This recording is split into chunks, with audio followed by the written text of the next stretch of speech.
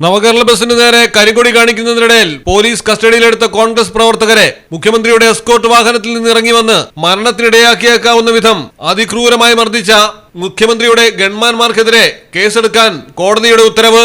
Alappuzha south പോലീസിനാണ് കോടതി നിർദ്ദേശം നൽകിയത്. മർദ്ദനമേറ്റ KSU ജില്ലാ പ്രസിഡന്റ് AD തോമസ് നൽകിയ ഹർജിയിലാണ് ആലപ്പുഴ 1ാം ക്ലാസ് മജിസ്ട്രേറ്റ് കോടതി നടപടിക്ക് നിർദ്ദേശം നൽകിയത്. പോലീസ് കസ്റ്റഡിയിൽ ഇരിക്കെയാണ് ഗൺമാൻമാർ മർദ്ദിച്ചതെന്നാണ് ഹർജിയിൽ ആരോപിക്കുന്നത്.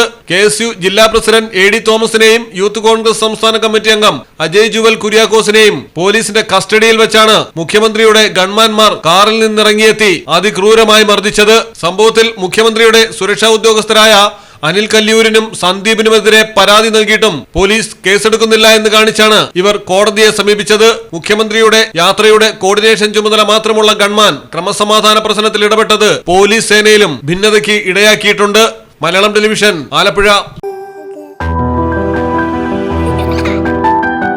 The first touch of love. Theyyam Paattil jewellery, Tirur, Kottakkal, Puthanathani.